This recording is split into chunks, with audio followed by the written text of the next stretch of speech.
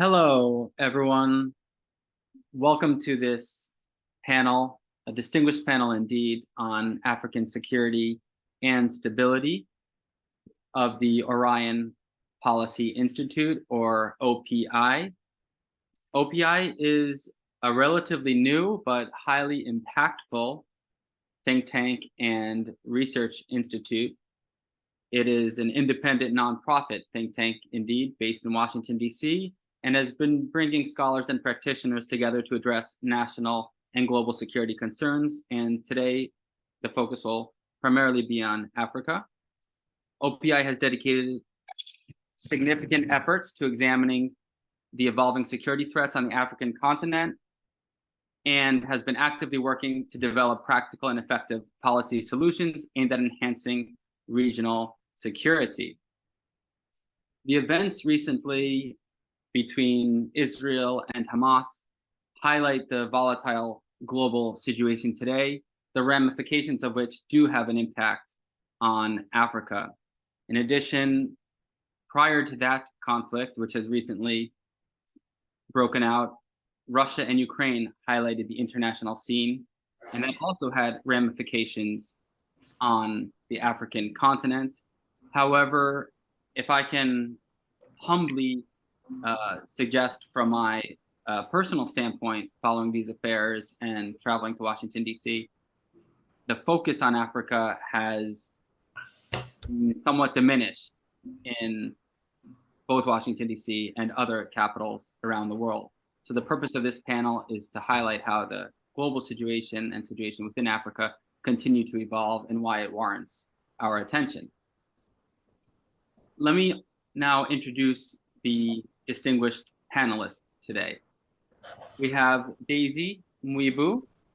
She's at the Africa Center for Strategic Studies and is a faculty lead for the portfolio on counterterrorism and countering violent extremism. In addition, we have Lily Lusada, who's an implementation director for a PCVE program in Mauritania with Mercy Corps.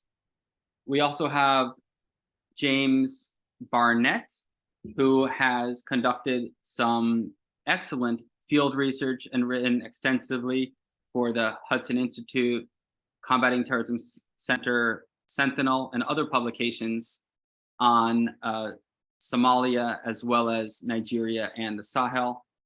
And finally, we have Bulama Bukarti, who is a Tony Blair Institute Senior Fellow, a Ridgway Foundation Vice President of Programs, and the author of a new book, Inside Boko Haram, Unraveling the Myths of an African Catastrophe. I myself am the moderator today. I am Jacob Zen. I'm a non-resident fellow at OPI, and I too have focused primarily in Nigeria, and I wrote the book Unmasking Boko Haram, and I continue to edit several publications and academic works related to security and stability on the continent. For the members of the audience, if you have any questions throughout the panel, please send them through the chat function, and we will address the questions either during the interventions, if appropriate, or in a Q&A session after the interventions.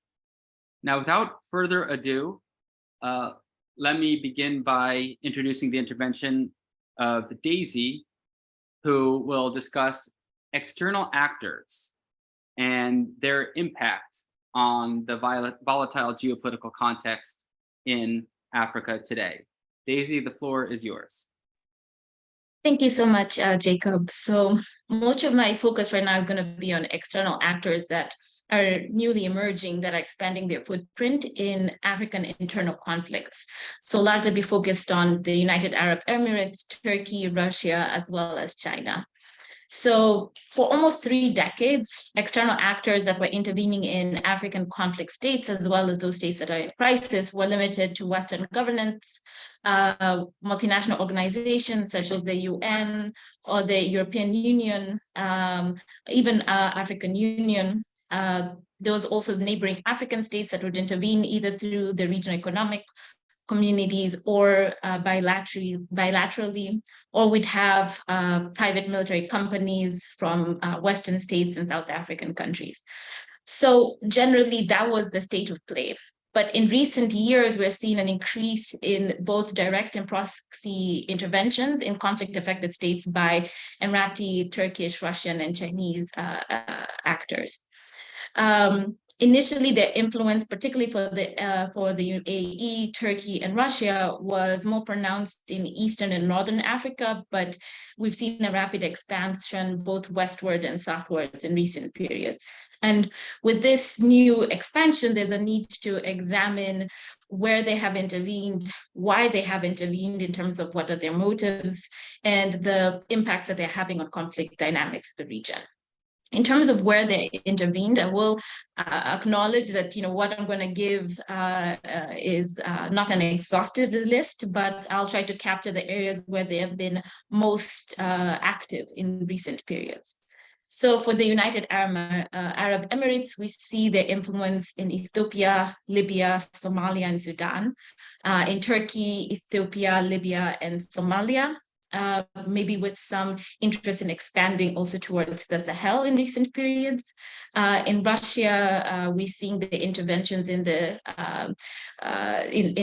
CAR, Libya, Mali, Mozambique, and Sudan.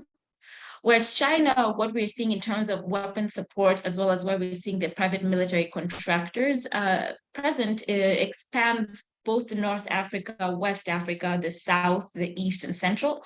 But in terms of the countries that have received both private military as well as arms support across the continent, we've seen their presence mostly in Djibouti, Sudan, Ethiopia, Central African Republic, Tanzania, Angola, and Mali. Now, there's a question about whether or not these interventions have been covert or not. For many of these interventions, they have tried to maintain some level of covertness or some sort of plausible deniability in how they're intervening, or have in some way sought to minimize their state's official military footprint. We see this most notably for Russian government that has remained generally ambiguous regarding the status and mission of Russian forces. In the Central African Republic, they generally describe themselves as official military instructors, whereas in Mali, they have dismissed them as private contractors acting without government approval. In Libya, it has refused to acknowledge their presence to certain extents. But in reality, you see that these forces have engaged in combat and have been supplied by the Russian military aircraft as well. At the same time, these activities by Russian on the continent have been closely linked to profit-making enterprises that were associated with the now deceased Yevgeny Prigozhin, who was a former founder of the Wagner group. For the UAE, on their side, they have failed to acknowledge its responsibility for drone strikes in areas such as Libya and Ethiopia, as well as other violations of the UN arms embargoes to Libya. Turkey's side has generally operated or intervened openly, though we can certainly mention that it has remained silent about its initial campaign of drone strikes in Libya in 2020, as well as on its responsibility for deploying Syrian mercenaries to the country. China, on its part, has used private military companies and has generally operated openly. There's conversations about whether it's private companies functioning on the fringes of international law, especially when it comes to them being able to carry weapons and how they sometimes may creatively skirt that ability to do so. Now that we understand where they've intervened, there's a question about why they have intervened. What are their motives? And generally, we can break down their motives into several factors. One of the main factors being rivalries. A key driver behind these new external actors' forays into African conflicts is their engagement in rivalries with other powers, and African states then served as one amongst multiple theaters for engaging in these rivalries. Notably, this is among Gulf states. You see this, whether it is in Sudan between the United Arab Emirates and Saudi Arabia and trying to set up their activities there, whether it's between the United Arab Emirates or Qatar and by extension Turkey in places like Somalia, or the United Arab Emirates and Turkey in Libya. So these rivalries have sort of manifested in interesting ways across the continent. For Russia, its interventions in areas such as the Central African Republic, Libya, and Mali have arguably been designed to curb the influence of Western powers, particularly France. For Turkey, is recent sort of foray into the Sahel, whether through its soft power as well as its more hard power efforts, sort of establishing agreements with different countries in the region, you can see that this has sort of created some tensions and concerns amongst Europeans in the region. So there's certainly these tensions. For China, it's very clear that, based on perceptions of the looming power shift between the rising East and South and the declining West and North, China sees its efforts as part of proactively shaping the global environment to allow for its ascendance. So the aim is to challenge US hegemonic position, and from a security and military power posture stance, Africa serves as a possible path through which China could, disturb or divert attention from the United States in the region. And so you see this in its ability to build bases in Djibouti, expand its network of defense attaches in Africa, increase its defense sales, invest in African ports as a, potential future naval deployment structures, provide professional military education and training, deepen its security ties with local law enforcement, and a wealth of other activities, including, financially supporting peacekeeping troops and also deploying its own troops in the region. There's also economic drivers. You see this a lot for Turkey explicitly, and you see this as part of its strategic goals, as it's stated. United Arab Emirates also sees maritime security and investment in port infrastructure in places like the Horn of Africa and the Red Sea, as well as agricultural investments in Ethiopia and Sudan as a way to sort of bolster its food security. Russia, perhaps you can argue, sort of less so, having a lot of substantial financial interests, but though these substantial financial interests are lacking, they do get access to mining opportunities through the incentives of the Wagner operations. China, on its part, sees its military engagement as part of its efforts to advance its economic and strategic interests, particularly its Belt and Road initiatives. And you see this manifesting in a number of ways that I can discuss later on. A third factor for why they've engaged is a growing Western reluctance to commit foreign interventions using ground forces, and a continued trend within Western countries to minimize the risk exposure through remote warfare. And so, leaving aside 2011 war in Libya, Western military interventions in Africa during the past decade have been narrowly conceived as counterterrorism operations. And, there's also been this aim, with the exception of Mali and France, to limit their footprint on the ground. So this has sort of created opportunities for organizations such as the Wagner Group through Russia to sort of step in.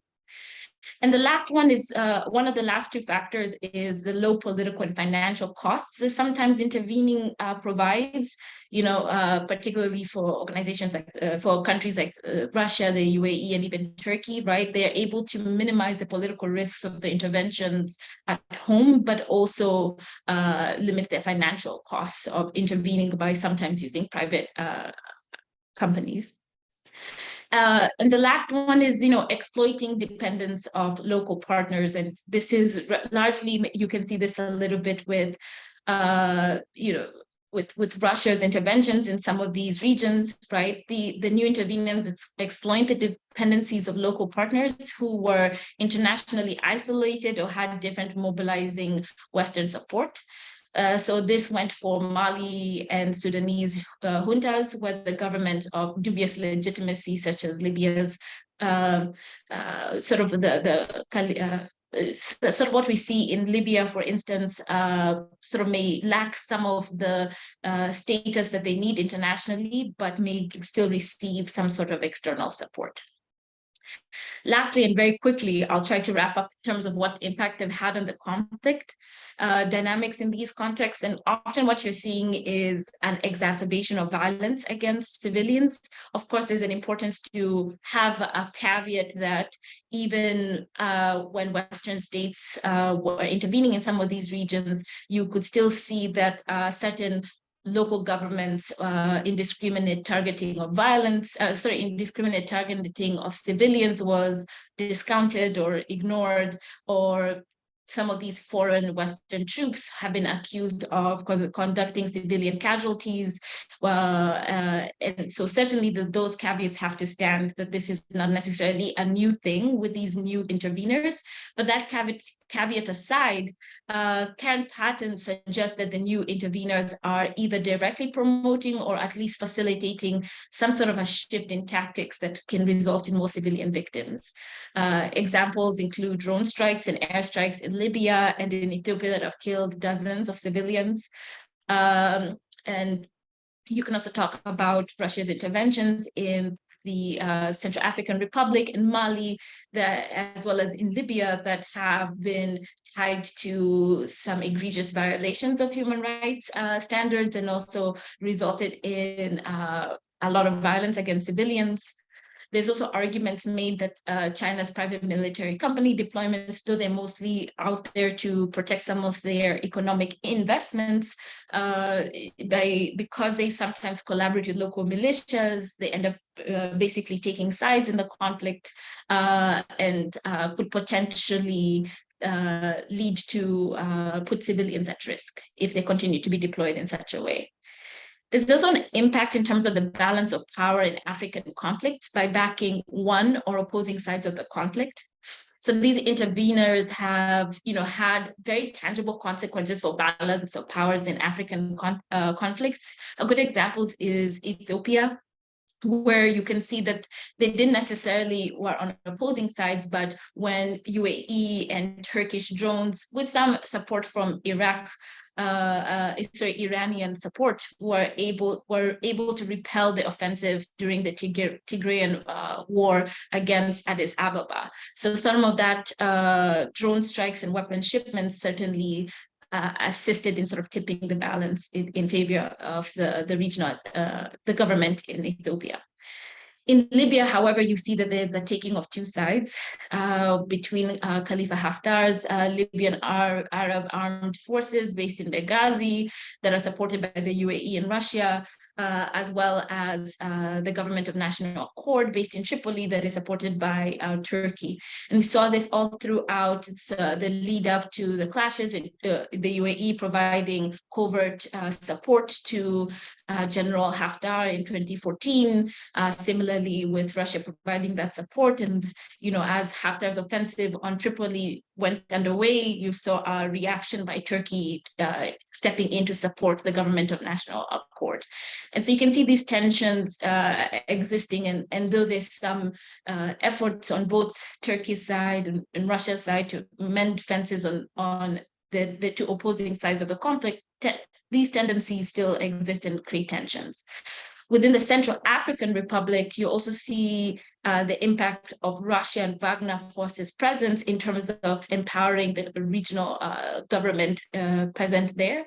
And you can see that, although both Russia and the Central African Republic refer to these forces as instructors, they have been used in combat on numerous occasions, allowing the current president to repel rebel offensives and expand his authority.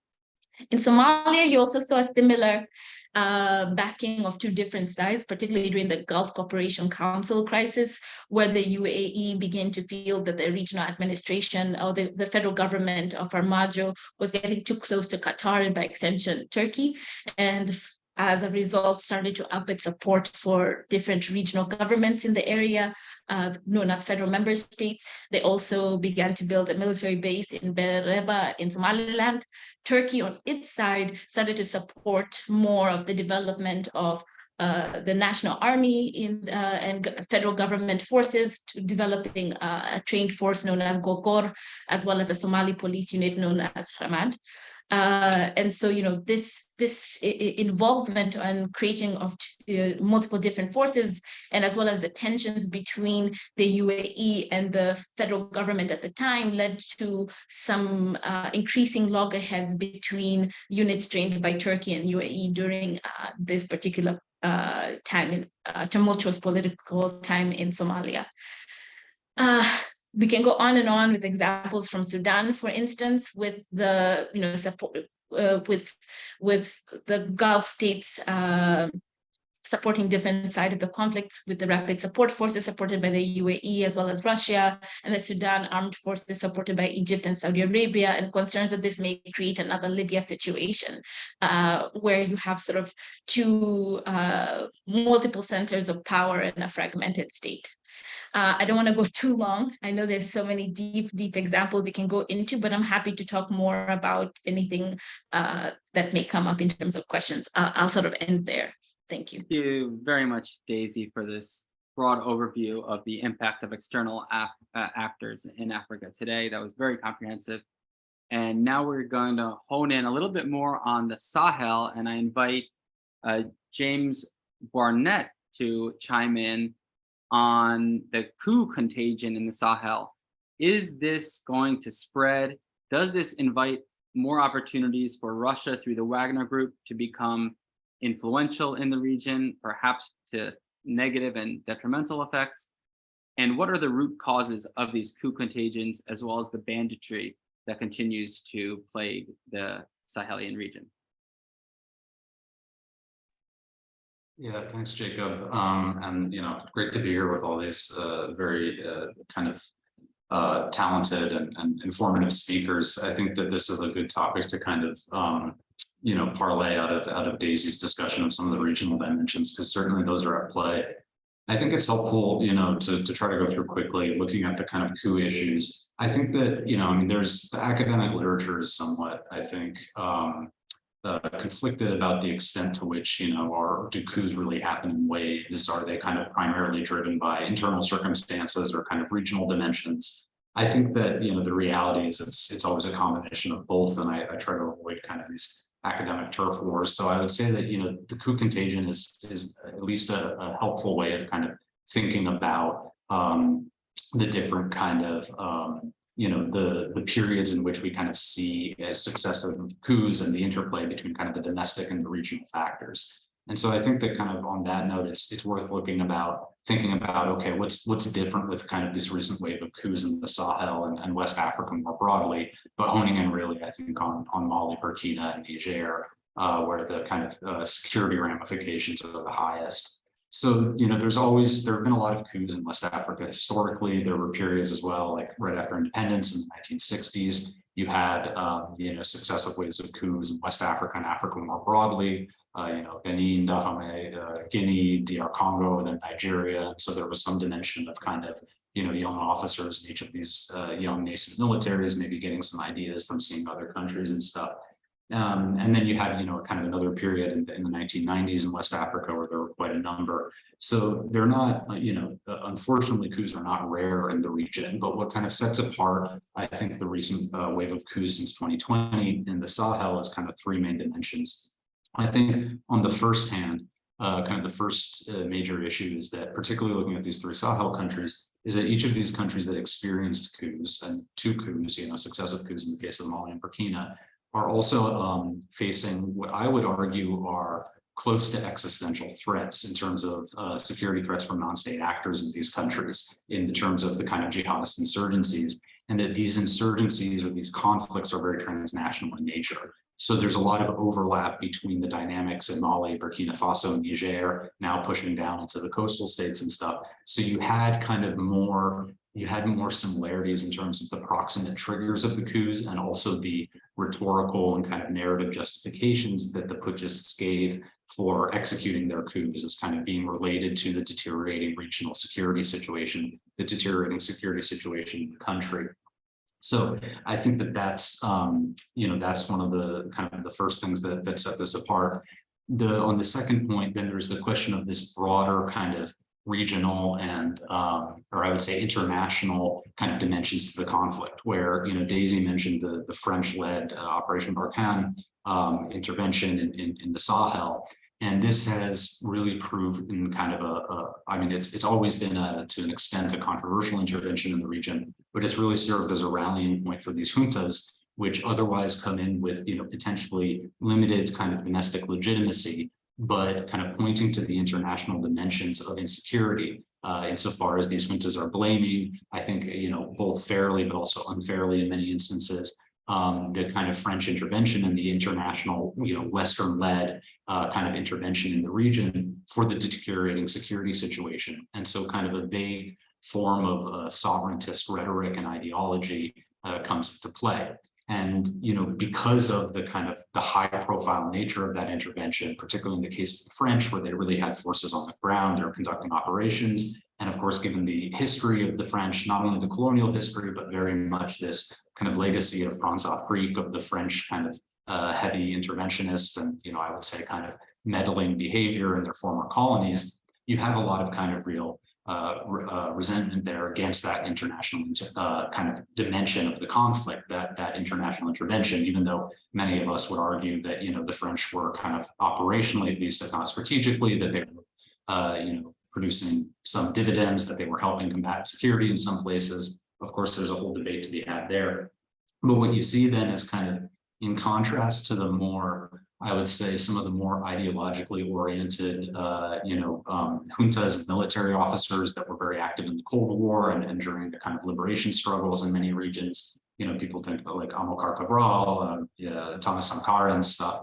The current juntas that are taking power don't really have kind of a clear ideology. You can even kind of see this in the fact that the Burkina and the Nigerian juntas both have the same name, same acronym. You know, they're kind of doing this copy paste approach, but the kind of anti-French rhetoric allows them to kind of rally up on that, you know, kind of soak up those sovereigntist tension sentiments, and so that ends up being kind of the flag around which they can rally the population and maintain a bit of domestic legitimacy.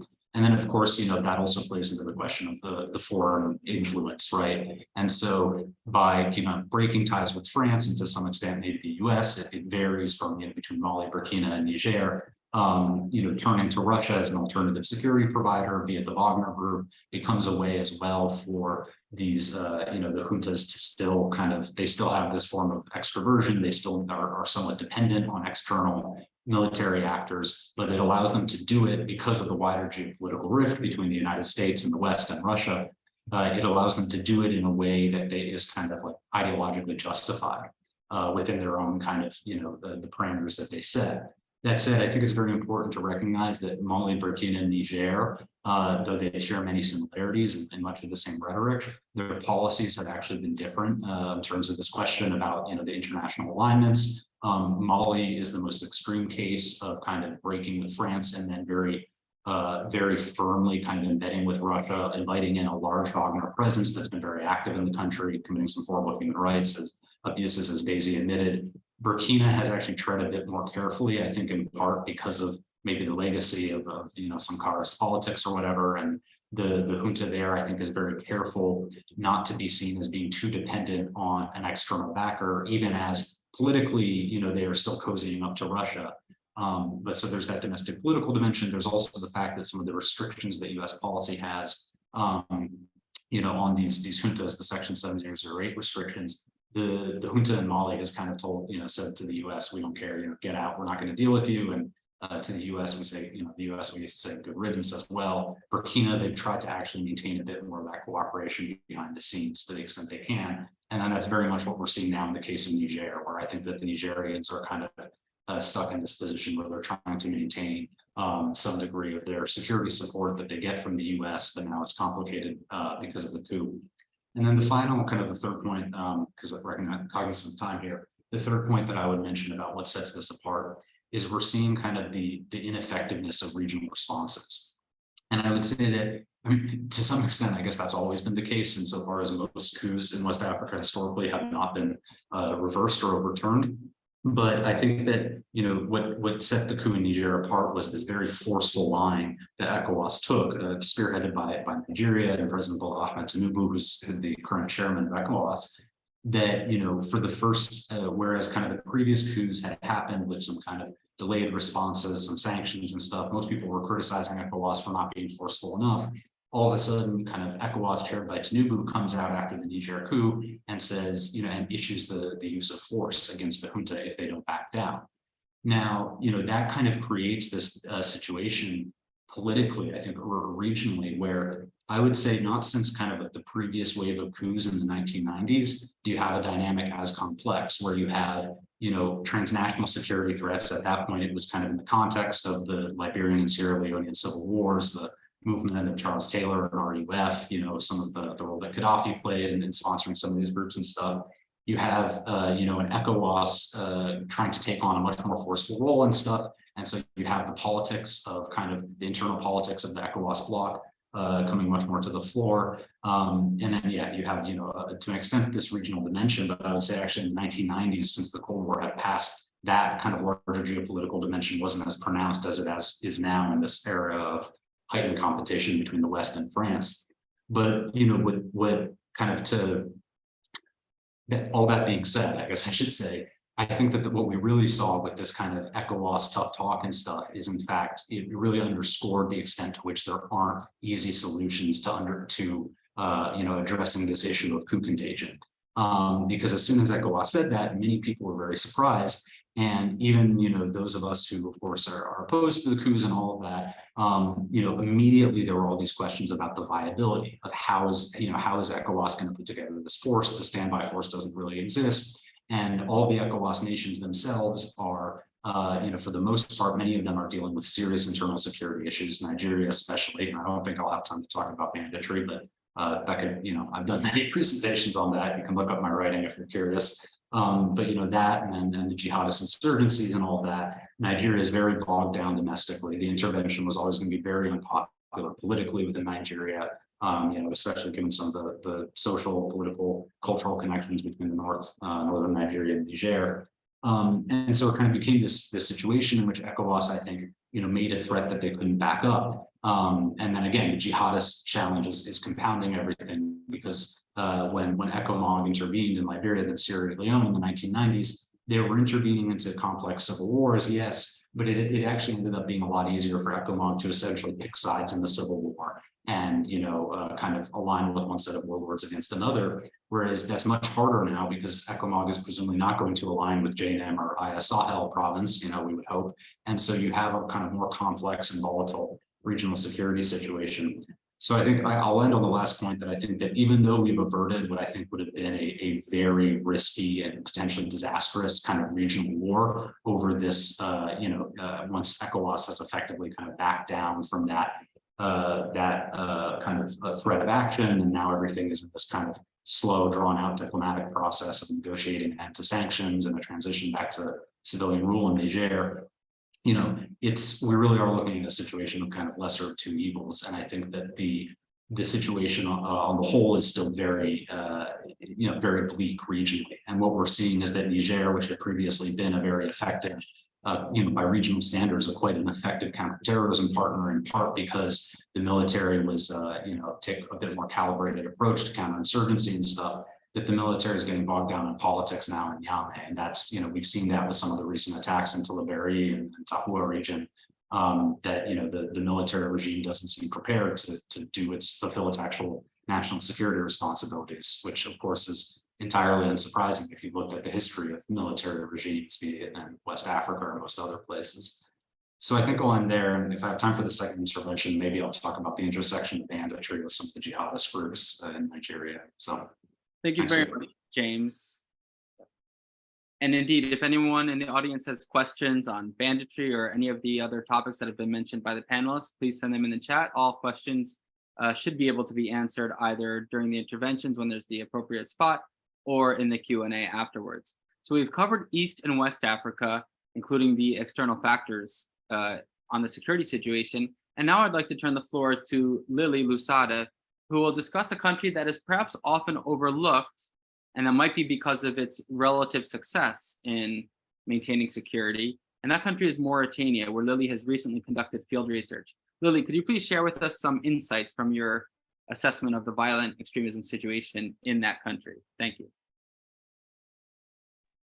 Yes, can you just confirm you can see my screen? Yes. Awesome, okay. Thank you, Jacob, so much for the introduction, and thanks to OPI for the opportunity to speak alongside excellent panelists. For this intervention, I'm going to speak a little less about formal research and just kind of a country case study from some work as a practitioner. I've just returned from several months in Mauritania, helping design a PVE program there. So I'm going to speak about violent extremism in Mauritania, some of the kind of historic and maybe forward risks and responses. Okay, so give a brief overview for those who may be less familiar. Historically, in the past, from 2005 to 2011, Mauritania was relatively hard hit, first starting by the Salafist Group for Preaching and Combat, GSPC, which then became AQIM, reaching down from Algeria. I've highlighted a few of those kind of higher profile attacks, but there were a number up until 2011. And then since 2011, Mauritania has not experienced any terrorist attacks. However, there's kind of two-pronged risks still facing the country in terms of VE. The first, which is relatively unique for the region, is a larger amount of kind of ideological, higher level engagement from Mauritanian nationals with VEO groups, particularly AQIM. So just as an example, there's a few names there. Several of the individuals on the US sanctions list at kind of that higher level leadership and long-term engagement with AQIM are Mauritanian nationals. And that's kind of unique compared to other countries where we're seeing maybe more recruitment via kind of foot soldiers as opposed to an economic push factors, as opposed to radicalization and kind of ideological engagement. The second prong, which is more external, is just due to geography. There's obviously a large, over 2,000 kilometers of exposed desert between Mauritania, Algeria to the north, Mali to the east, and then Senegal to the south. So that just kind of brings a factor of exposure to areas that are highly active for various VEO groups, particularly on the border there. You're looking at AQIM, Katibat Messina, and Al-Marbitan, of course, others as well. So within Mauritania, there's kind of a few underlying drivers. I would say that, again, I think it's a relatively unique case just in terms of how many Mauritanians have been engaged at that leadership level with AQIM. And I think one of the drivers there is just that it's a country that comes with a kind of highly conservative religious social fabric. And it's one of the only self-described Islamic republics in North and West Africa. The country is under Sharia law. I don't at all mean to conflate kind of Islam with VE, but specifically for Mauritania is it does allow and practice kind of a high level of highly conservative Islamist groups and a lot of Islamist parties and a large Salafi community. So for that, I think no surprise again that you see kind of engagement at senior leadership levels as opposed to foot soldiers and recruitment from Nouakchott, the capital city, from relatively educated populations as opposed to recruitment across the border.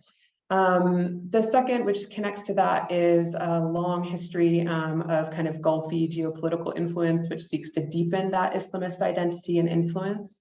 In particular, that's been through Saudi Arabia. In the 80s and 90s, there were Salafi activists and scholars who received funding and training and kind of cross-study between Saudi Arabia and the Arab Gulf states, who then returned to Mauritania and preached in urban areas. Saudi Arabia has also historically and to this day contributed significant development funding for establishing mosques as well as conservative Islamic schools. And again, I think that's partly why you see higher level of Nouakchott kind of radicalization as opposed to recruitment. The third factor is, of course, the border region. This is a region with, 90% of the country is sand dune, and it is very vast and difficult to police. And so you have also mobile populations and historic trade routes for licit and increasingly illicit trade between Senegal and Mali. So just lots of movement there. The fourth I put in yellow because it's, I think this is kind of the burgeoning driver, which has not historically been as large a part of recruitment and VE within Mauritania, but there is just immense social and racial inequity in the country. It operates as a racial caste system, which really dictates every opportunity that people get. And there's quite a large amount of economic pressure, 60% unemployment rate and 61% youth population. So those are kind of some of the factors. I think what's been unique about Mauritania in some ways has been the response. So there's a few factors I'll just go through. I can't not mention that in 2011, during the US raid on the Osama bin Laden compound, they retrieved several documents that between AQIM and the Mauritanian government that appeared to discuss a de facto kind of non-aggression agreement to the fee of 10 to 20 million euros per year in exchange for no kidnapping and attack of tourists in the country. It's not clear if that accord was reached, and the Mauritanian government denies it, but I think it's largely seen to be a credible communication. The other kind of factors that's really interesting and I would say successfully done for Mauritania was a military restructure. There was a revised strategy that had a few components. So first of all, they restructured the military, including additional improved salaries and training and updated doctrine to build the capacity and morale of soldiers in the field. Within that, they also procured change in weaponry to allow them to better reach more remote areas and fight in asymmetric conflict. And they specifically established a nomad group, and within that, these Maharist units, which were smaller and more mobile, embedded kind of border units, some of whom the Maharist are on camelback, in order to address the border security or border vulnerability issues and to prevent further instability. In doing so, they established specific crossing points near water points that were deemed kind of checkpoints that they would operate, but otherwise the rest of the border region is considered a military zone. The nomad group does a few things. They are embedded, like I said, so they collect a lot of human intelligence. They extend the presence of the state and gain trust of the population through things like medical services, digging wells, schools, etc. And they also sedentarized several nomadic areas into a few key towns where they centralized government service provision and security provision. So kind of what you think of as like classic, what I feel the US has tried in many places of counterinsurgency response, they've done it in a pretty effective way. I would say uniquely effective for the region. The final two are related to more kind of the political discourse. So they also mobilized official imams and ulema to kind of counter-extremist discussions and promote more moderate practice of Islam, and televised and publicized kind of those movements. And they also have just flexed their political control muscles on free speech, which has had, of course, some negative implications on kind of human rights, free speech, but has also effectively allowed them to, ban certain political parties or certain discourse that they find to be too extreme. So relatively successful on that. The question is kind of about potential risks and trajectory moving forward, I would say. So from working there and based on how effective their response has been to date, I think it's unlikely to see a protracted insurgency or to see any insurgent group gain territory. However, I think that the question that faces Mauritania is basically, if given the number of social pressure points and economic pressure points facing the country, whether or not the recruitment rhetoric and tactics will be able to shift from what was traditionally more just anti-Western and kind of Islamist into increasingly leveraging the social grievances, which are very intense in the country, as well as the worsening economic conditions. And if things are able to shift effectively that way, and I've seen some initial studies that that may be happening, the question is whether or not the government would have a way to shift its tactics to address those issues. So I'll stop there because we're short on time. Thank you. Thank you, Lily. We really appreciate that inside snapshot into the Mauritanian scene, with some successes, but also some potential risks and drawbacks. Now I'd like to turn the floor to Bulama Bukarti, who will similarly provide an inside snapshot into the situation in Uganda and the DRC and his work on de-radicalization and rehabilitation there. The floor is yours. Thank you. No, thank you very much, Jacob, for moderating this and for your kind introduction. Daisy, Lily, very nice to meet you, and James, very good to see you again. Thank you to OPI for hosting this important conversation at a time when all of us are distracted, quite rightly, with other issues across the world. I'm going to just give us an overview of what Bridgeway Foundation, of which I am Vice President of Programs, is doing in Uganda and the DRC, as Jacob said. I am going to hone in on one of the three main activities we do, but I just want to give us an overview of the activities. First is for us to understand that the group we are focusing on mostly at Bridgeway in Eastern Africa or East Central Africa, Congo, Uganda, is the Allied Democratic Forces that is now calling itself the Islamic State in the Central African Republic. It's a group that has been existing since the early 90s and has seen different kinds of metamorphoses in terms of its motivations and its partners or allies, which then pledged allegiance to ISIS in 2018. And since then, we saw a huge spike in the group's area of operation, as well as fatalities and number of fighters. For example, in 2017, in the first 6 months of 2017, the ADF did not kill anyone. It was a group that was nearly dead.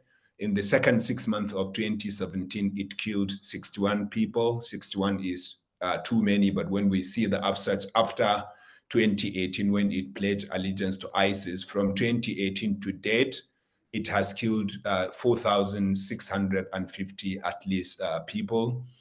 Its area of operation has expanded from 1,700 square kilometers to over 10,000 square kilometers from the Beni or Southern Ituri territory to the North Kivu territory to the Southern Ituri territory in Eastern Congo.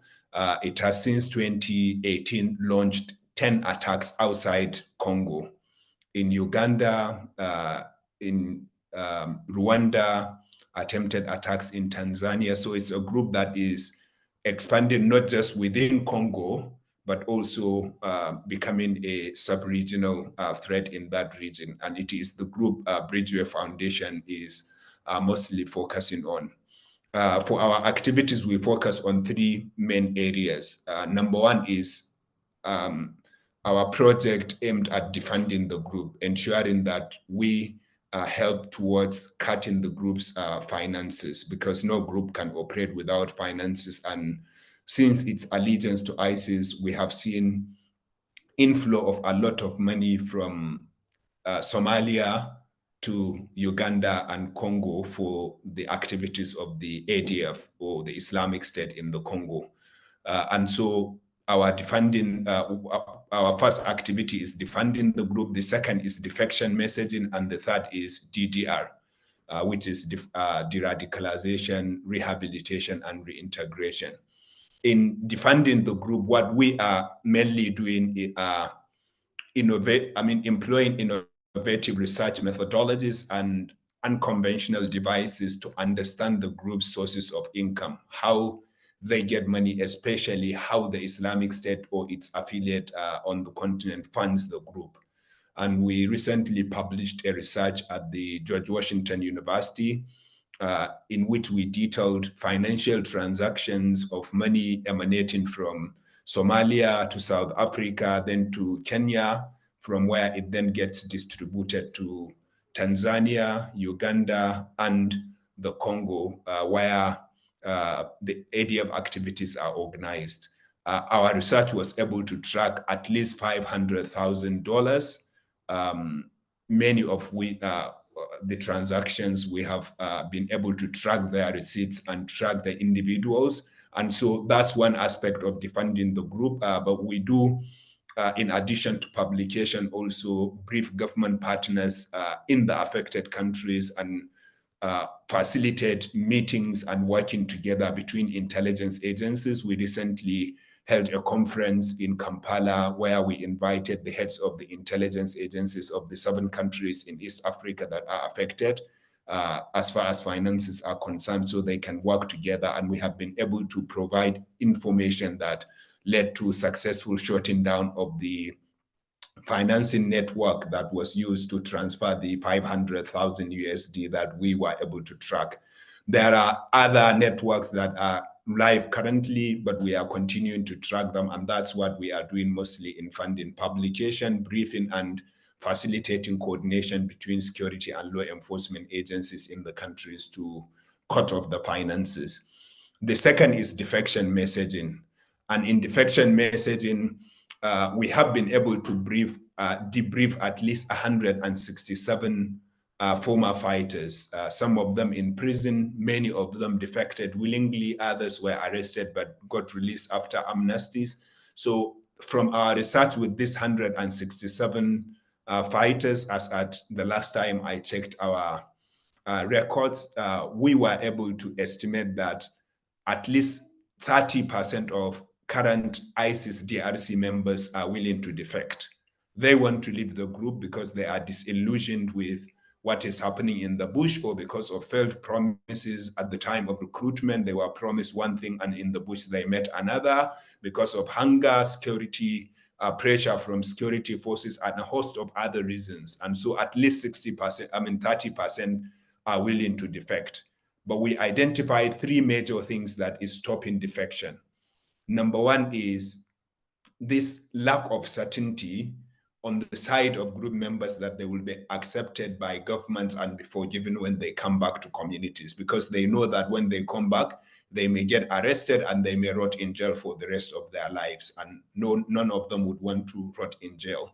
The second is mob action on the part of communities. Many group members have defected over the past 4 or 5 years, but they ended up getting killed in communities because communities lynch them when they come back and kill them, and therefore that's a major factor in that. And of course, the third factor is the internal threat in the group. The group itself is very close, as you know, and it has some of the severest punishment for defectors. And so in our defection messaging, we are trying to tackle these 3 factors, but especially the first 2. The community stigmatization and mob action or lynching, and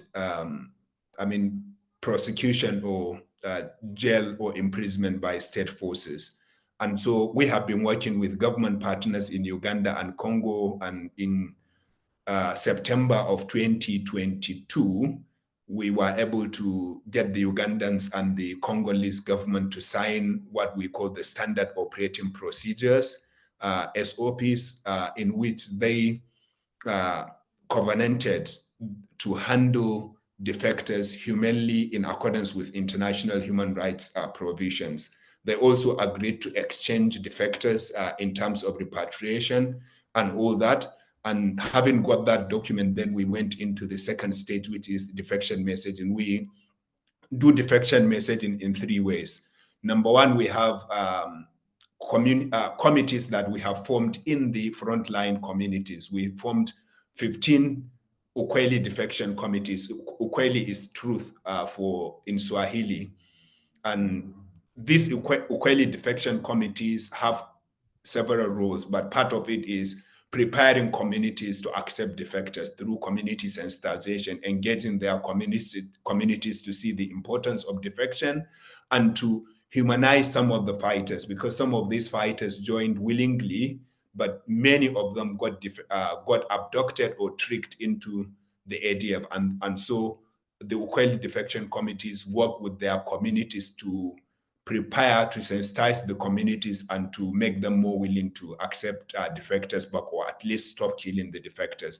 They also serve as the focal point. When defectors defect, they get handed over to the Ukweli Defection Committee, and then they follow our 5-step procedure to handle the defectors that may be coming out.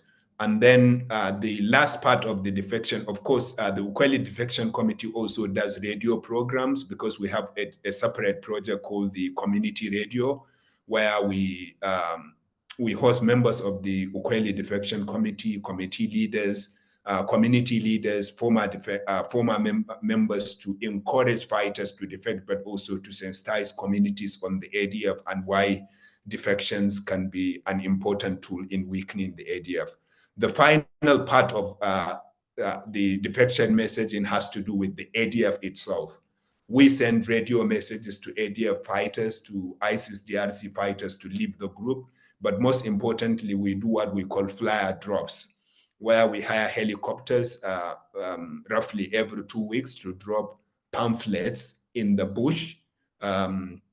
I was in Uganda 2 months ago, and I joined the helicopters and helped the team drop some of the pamphlets. On that particular occasion, we dropped 100,000 pamphlet, and we continue to drop them every 2 weeks. And the pamphlet contains straightforward message. Number one, that governments are ready to accept defectors back, or to forgive or grant amnesty if people willingly defected and turned themselves in. Number two, that communities are eager to get them back, that they would not kill them. And number three, we have a map showing routes, defection points, the 15 defection points I spoke about, with a map showing how members can defect to those areas. Of course, we also have photos of former fighters who have defected, who have been rehabilitated by us, playing football, some of them eating with their families, some of them in their places of business, to show fighters the kinds of things they might get if they defected willingly. So that's what the defection messaging campaign. And at the end of this is the DDR program, the De-Radicalization, Rehabilitation and Reintegration Program. For that, we have a center in Kampala that currently houses 72 former fighters. We have previously graduated 74 in different batches, but this is our biggest number. We received them about 4 weeks ago after they defected at different times, or got arrested at different times. So we have 72 of them right now, most of them Congolese and Ugandans, but we have a few Tanzanians and Burundians. And in that center, we have a 20-odd strong staff, experts in de-radicalization, religious counselors who understand the ideology of ISIS DRC and try to counter the ideology by working with the clients. That's what we call the defectors. And we then have a psychosocial support team led by 2 clinical psychologists and their team, who try to help the clients get over their trauma, the PTSD. But also we recognized when we started receiving clients that quite a few number of them had underlying mental health issues before they joined the ADF. Some of it can be bipolar, depression, or other kinds of mental health issues which might have facilitated recruitment. So our psychosocial support team also treat those kinds of clients. And then we have a livelihood support team that works with the clients in three main areas. Number one is livelihood itself, which is trying to skill up the clients, help them develop business plans, which we then fund when we take them back to their communities. Number two, they teach them numeracy and literacy, or basic numeracy and literacy. Of course, then finally, they also teach them basic conflict resolution or reporting procedures in order to, and civic education in order to strengthen their relationships with the governments of their various countries.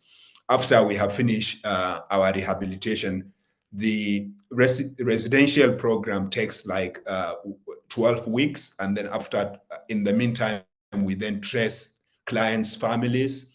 We try to rebuild the relationship between clients and their families, because some of them, the relationship had broken before they left. For some of them, they had been gone for 7 years, 10 years, some 14 years, and therefore the families might have even forgotten them. So we trace the families using information they provided us, as well as other information we got from our government partners, rebuild the relationship, and then we reinsert them back to the families. And at that point, then we continue the support. Of course, we link them up with social support services in the local communities. We then have $1,400 budget per client to help them start a business or go back to school or do whatever they want to do that we believe can help them rebuild their lives after going back to communities. So it is a three-pronged approach: tackling the ideology, the grievances, the socio-economic or political grievances that might have driven people into the group, and then tackling the trauma they might have experienced or have gone through or have come back with because of the activities in the group or their detention at with the security forces and their mental health issues. I mean, the final point I would mention, Jacob, just let me know if I am overrunning. Yeah, just be the final point. So we're gonna have a second round for you too. And then Yeah, sure. I was just going to say two things that are very important to us when we started this program, Jacob, and I mean, they are just logical, is that it is difficult to build trust with the clients. It takes time, it takes investment of energy and everything. But the three things we found very important is, number one, getting the enabling environment. They have suffered in the bush and some of them in detention.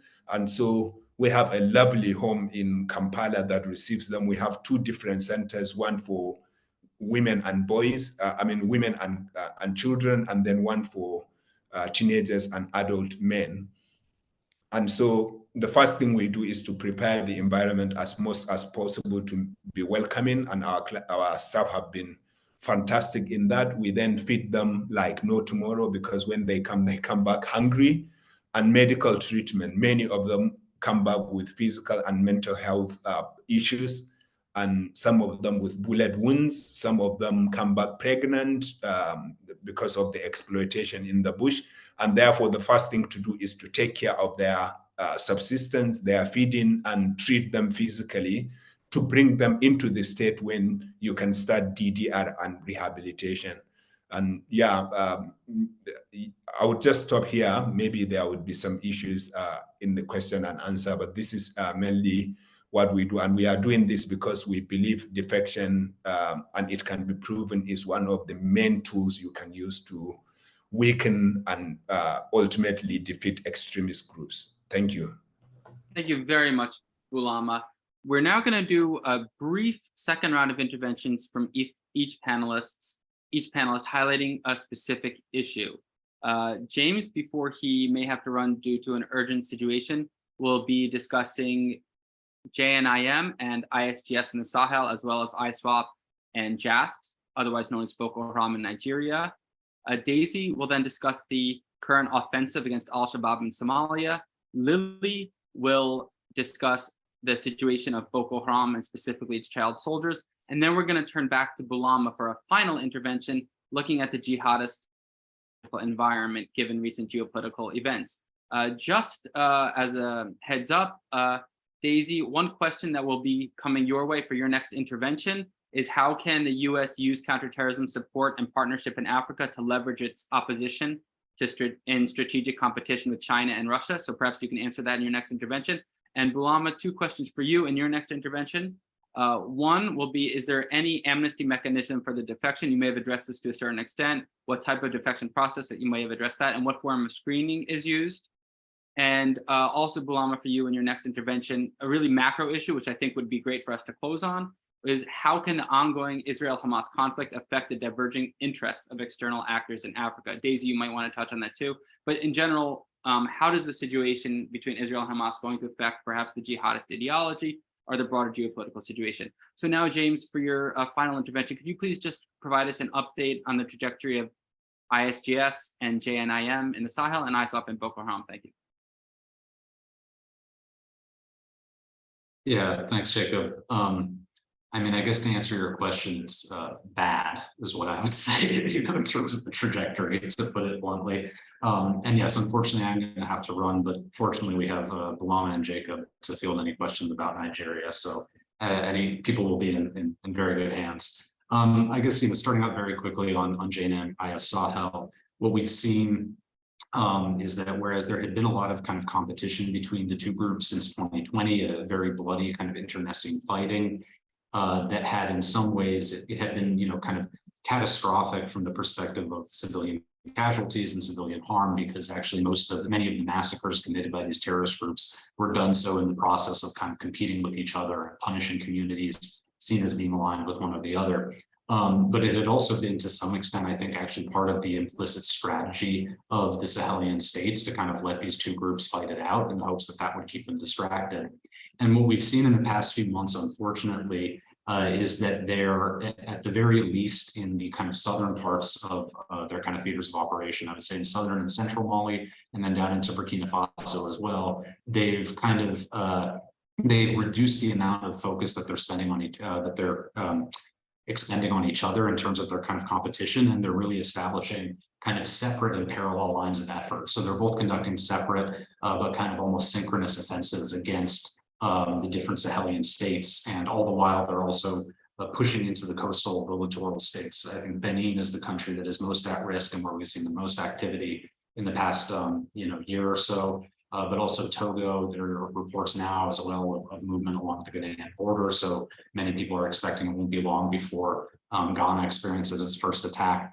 And then kind of in the middle of that, there are these reports of kind of a mediation effort to kind of broker a ceasefire between some of the Katibats, the kind of particularly the Fulani-dominated divisions of JNIM and IS Sahel province at the local level. So I don't think that we're going to a point where they're actually going to like re-merge into any sort of broader, Akin Mujao type organization. The leadership of the two groups remain, drawn from kind of different constituencies and have very different interests. But I think that, one possibility in the coming months is that there will be reduced conflict between the two groups as they kind of broker some sort of tentative deconfliction, or they have some sort of kind of deconfliction mechanism. And then they focus their operations in Mali and Burkina, and now increasingly in Niger, whereas we've seen the junta is distracted. This is providing opportunities. Shifting over to Nigeria, which is where I, most of my work is, and where I've done my field work. The situation I think is kind of complex, and each year it seems to kind of change a bit, and not necessarily in the ways we expect. I think I'm actually really glad that I'm following up on Bulama, because Bridgeway does incredibly important work, and he described a lot of the valuable work they're doing with defectors. One of the other things, and we've seen this in the case of Nigeria, is that when defectors and those who go through DDR, are able to be accessed by researchers in ways that are kind of safe and ethical and all that. This is actually also how we get some of the best information and understandings of how these groups operate and evolve. And I think that's very much the case of what's happened with Boko Haram, where it's really been in the past few years, where you've had a couple of successful programs in Nigeria that researchers like myself are able to get some insights into kind of the different factions within Boko Haram, how these come about, and how they operate. And I'm very much looking forward to Bilam's book on that matter, because I think despite the kind of hundreds of articles that have been written about Boko Haram over the past decade, some of these kind of fundamental questions about the group's origins and its orientation and all that stuff are still, these questions are still out there, in part because we're only now, starting to kind of really dig in and get to some of the sources who can shed light on this. So in terms of kind of the trajectory of Boko Haram, I call them JAS, that's their kind of official acronym, and then ISWAP, the Islamic State West Africa province, and then also the Ansaru kind of splinter group of Boko Haram that resurfaced in around 2019, 2020. The period for a time between say 2016 and 2021, there was kind of the jihadist insurgency was concentrated in northeastern Nigeria, the Lake Chad Basin broadly, but Nigeria and particularly Borno State was of course the epicenter of the insurgency. And you had a kind of a division between the ISWAP and JAS. And there was a degree of kind of deconfliction. The groups didn't usually fight each other too much, and they largely had their own areas of operation. ISWAP was bigger and stronger and building up kind of more of a proto-state along the model of the kind of Islamic State approach. They were concentrating their attacks primarily on the military, whereas Boko Haram, under the leadership of Abu Bakr Shekau, was essentially operating as kind of, in a sense, a bandit outfit. I mean, they had their ideology, incredibly Takfiri, incredibly extreme, but they were primarily surviving through predation on civilians, which they justified by their very radical notion of Takfir, that any Muslim who didn't join them was essentially an apostate and therefore a valid target to kill, to rob, etc. Whereas ISWAP, and then when we saw Ansaru come up, took a kind of more strategic approach aimed both, I think, grounded both in a general or a genuine kind of theological difference, but also kind of in I think, a strategy to try to win hearts and minds among kind of these neglected, vulnerable Muslim populations in the periphery. So that all kind of started to change in 2021 when ISWAP launched an offensive into the Boko Haram stronghold in Sambisa Forest, killed Abu Bakr Shekau, or rather Shekau, detonated a suicide vest rather than surrender to ISWAP. And so then throughout 2021 and 2022, JAS, the future of JAS looked very uncertain. It kind of, there were all of these defections coming out. Many people were leaving Sambisa Forest. A lot of the jihadists were kind of turning to banditry, and some of them even moving to the northwest, which is where I do most of my field work, or I've done a lot of my field work on this issue of kind of the bandit warlords in that part of the country. So a lot of them were either surrendering to the government or essentially just kind of becoming guns for hire. It didn't look like there was that much of a kind of coherent JAS organization to speak of. Whereas ISWAP, on the other hand, was expanding in the northeast, moving into the former JAS strongholds in Sambisa Forest, rallying a number of JAS units to their side.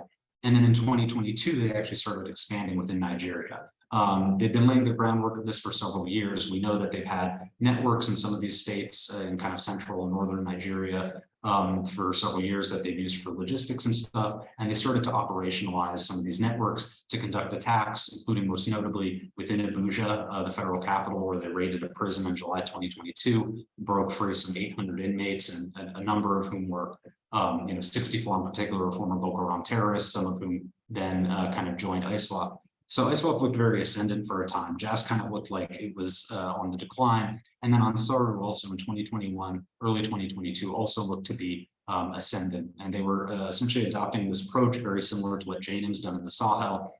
But in this case, they were doing it in one kind of on a much smaller level in one local government area of Kaduna State called Birnin Gwari, where they were actually, rather than kind of working with the bandits, at least publicly, which is what, a lot of the kind of jihadists have done in Nigeria, this kind of mutually beneficial ad hoc cooperation, Ansaru was making a big point of defending local villages against attacks by bandits. And that was their way of essentially trying to supplant the government and say, kind of effectively taking sides in what's something of an ethnic conflict. But, what they were doing was trying to kind of do that hearts and minds approach.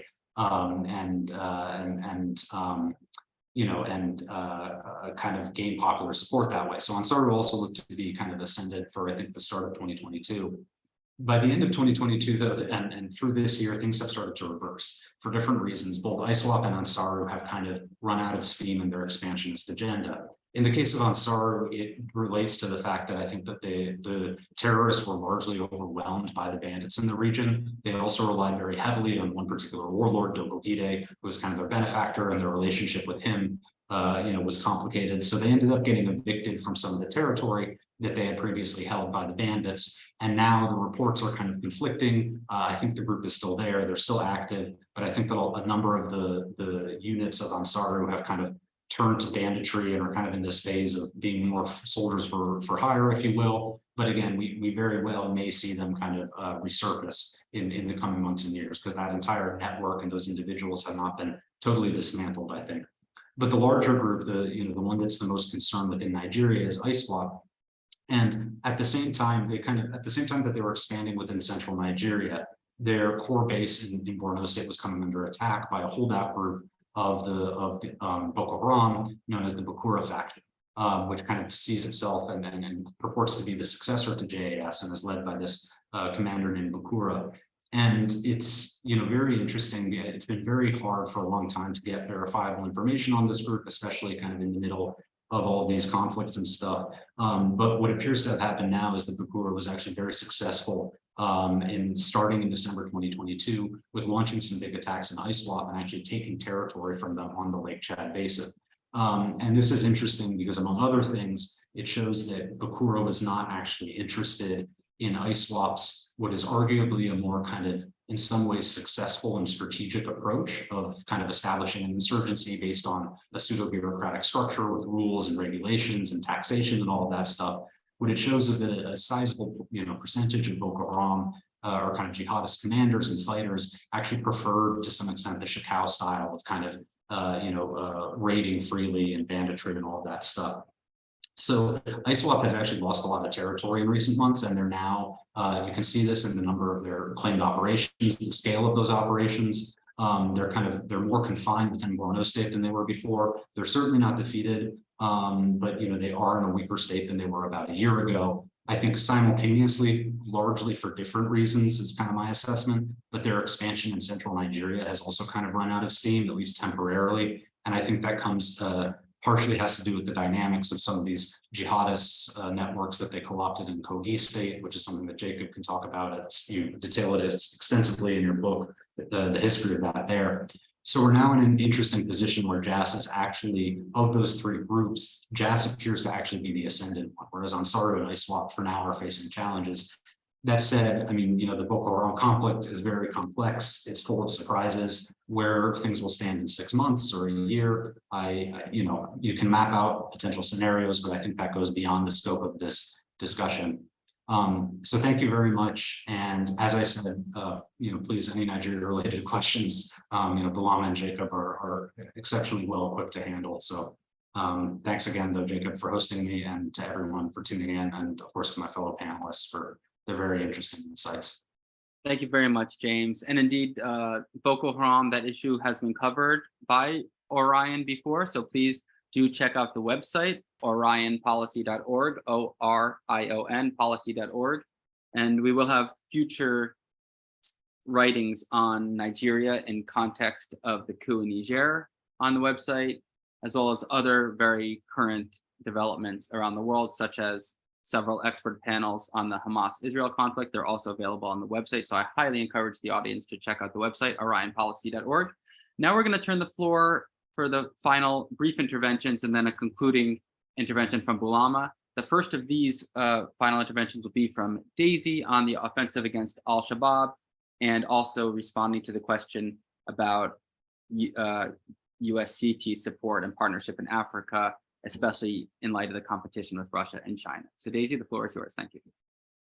Thank you so much. I will answer the second question later, and then first provide the brief, if that's all right.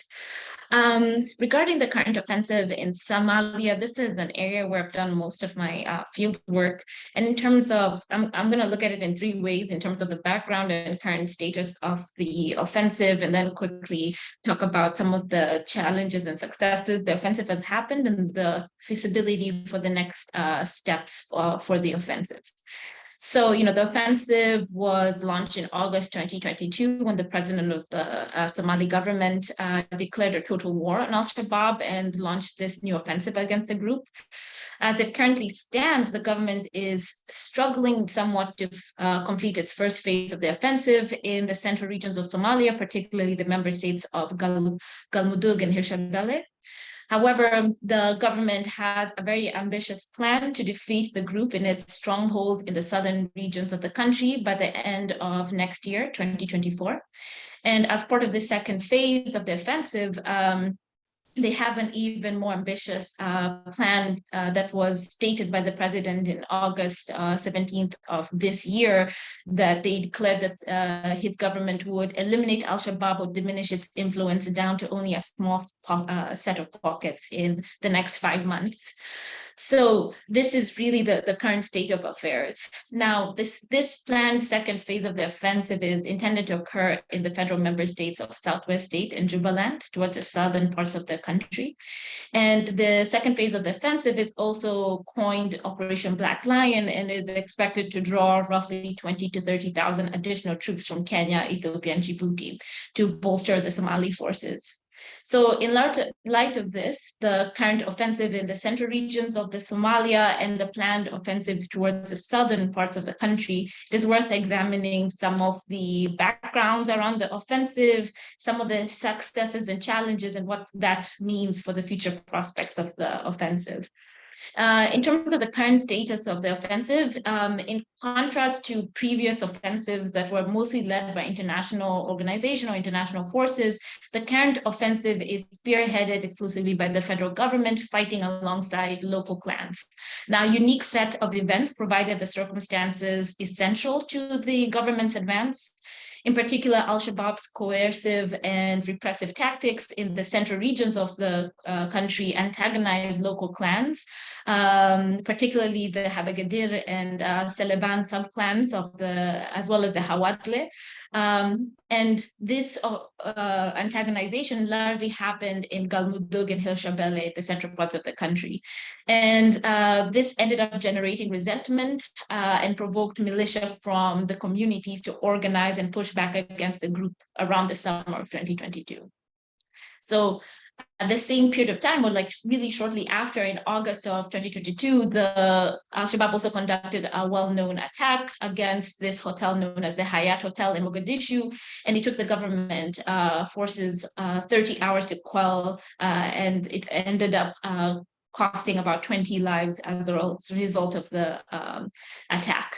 So these events, this growing frustration against al-Shabaab amongst local clans in the central regions, as well as this major attack in Mogadishu and mounting criticisms of the government's response to the hotel siege, created the opportunity for the government to deploy armed forces to Hiran to fight alongside the Hawadle clan militias in August 2022. So it's really the clan organic uprisings that really set things off for this offensive. Now, by October of 2022, the government forces as well as militia had recaptured much of al-Shabaab's territory in Hiran, in the east of the Shabelle region. This is in the Hirshabelle state. And so they wanted to capitalize on these early gains. And so the government forces and militia expanded their offensive into the Galmudug region. The United States has been providing some support in the form of weapons and ammunition, as well as airstrikes in support of the government's offensive, and so too has Turkey in terms of providing drone strikes. In terms of the successes the offensive has had thus far, it is fair to say that at this current stage, the government's offensive in Hirshabelle and Galmudug has yielded what some have described as the most substantial territorial gains against al-Shabaab since the mid-2010s. You can see this in the recapturing of very key strategic territory. In April of this year, ACLED estimated around 215 locations had been recaptured by the government. And some of these locations include, in December 2022, the recapture of an al-Shabaab regional center of operations in Middle Shabelle known as Adan Yaba. In January 2023, the government offensive also successfully recaptured strategic towns in Galmudug, and similarly, we saw recapturing of other strategic territories in places like Awabho and Elbur in Galgudud. So certainly there have been those successes.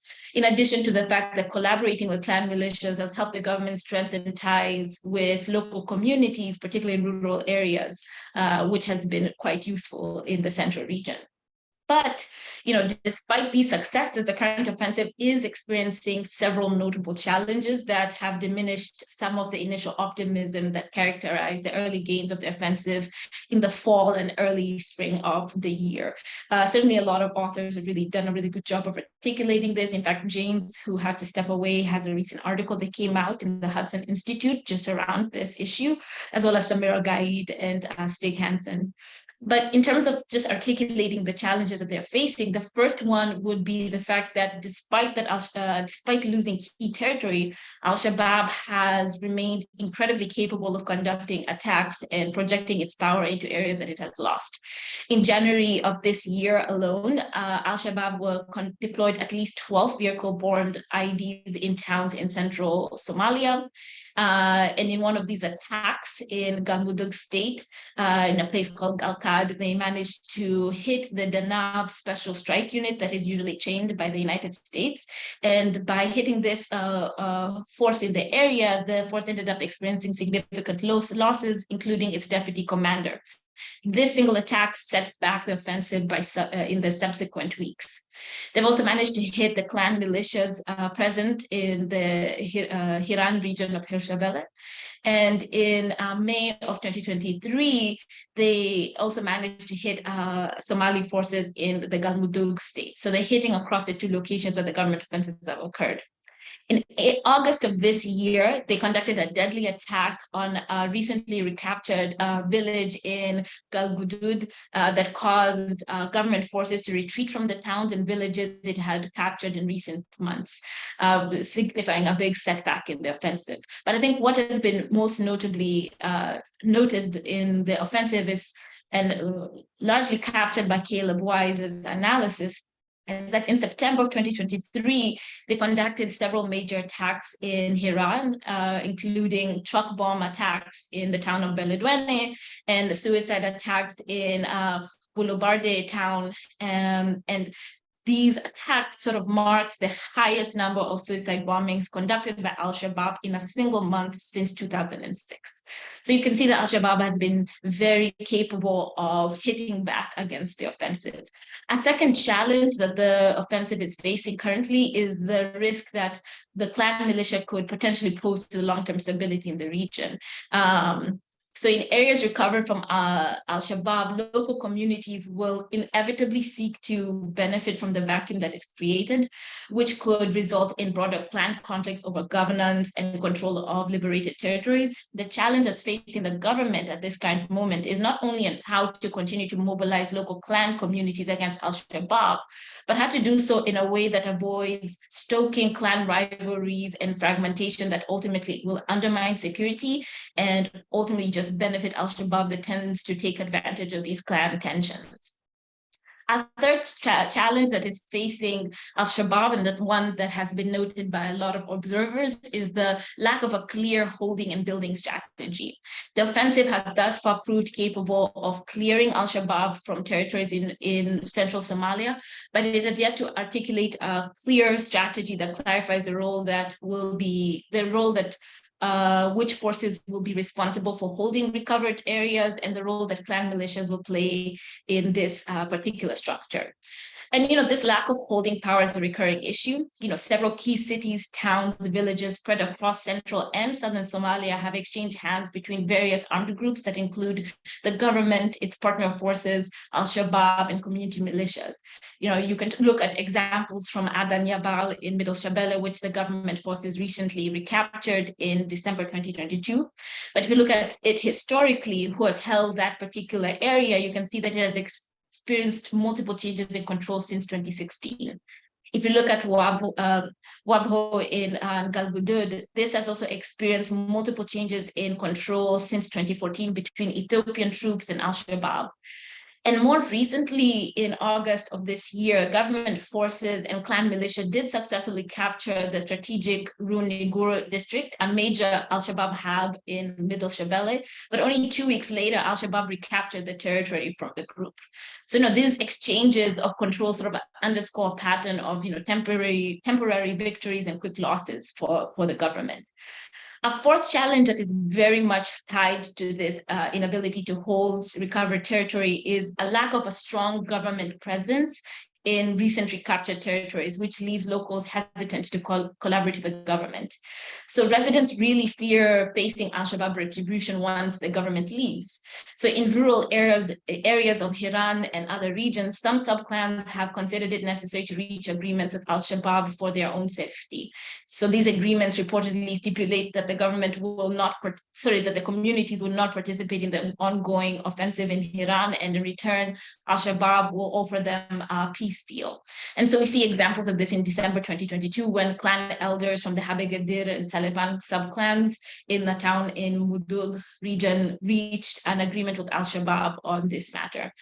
And meanwhile, in April of this year, al-Shabaab maintained that it had made similar agreements with certain subclans based in the Buloborto district. So this is a rising concern.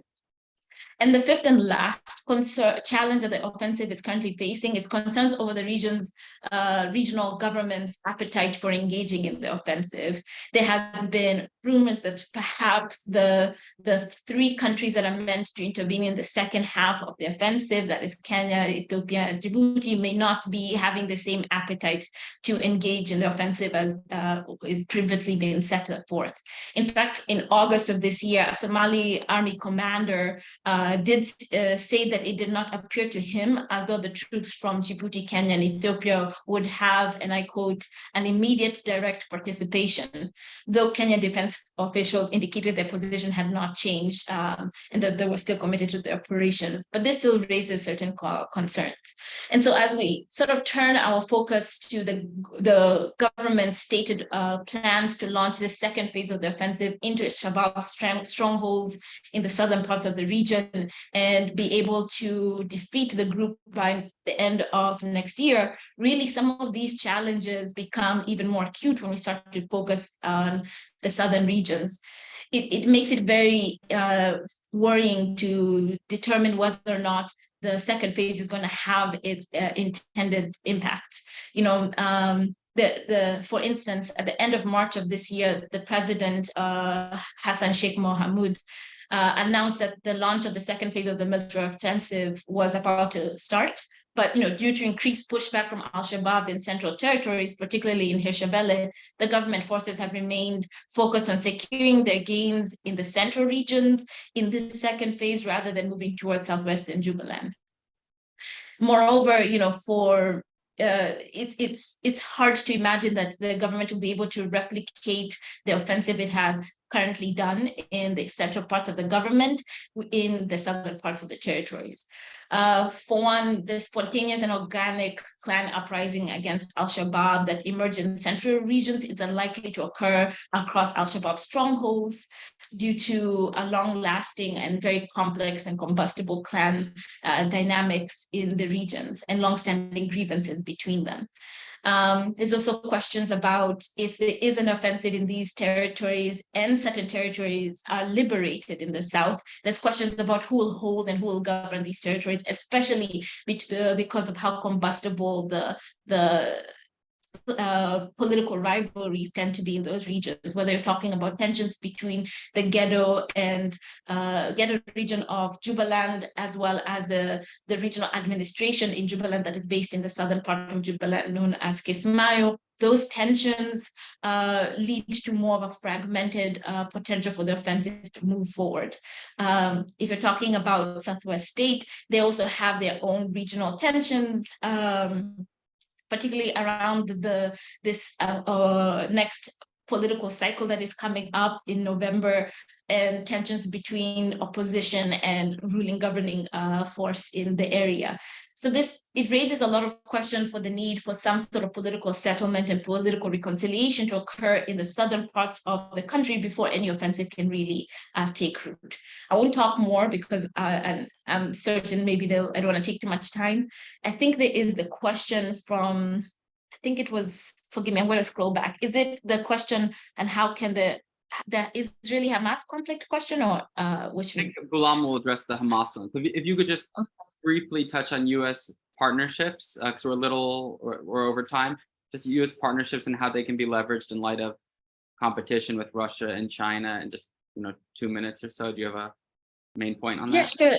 Yeah, it's a big question. I think a good example is, understanding the nature of the conflicts on the ground. I think Ghulam did a really great make a really great point in talking about the defections in terms of understanding what got people in and sort of how to get people out of the groups. And that certainly provides an understanding of, if you understand the conflict, then there's a better place to sort of help respond to the nature of the threat.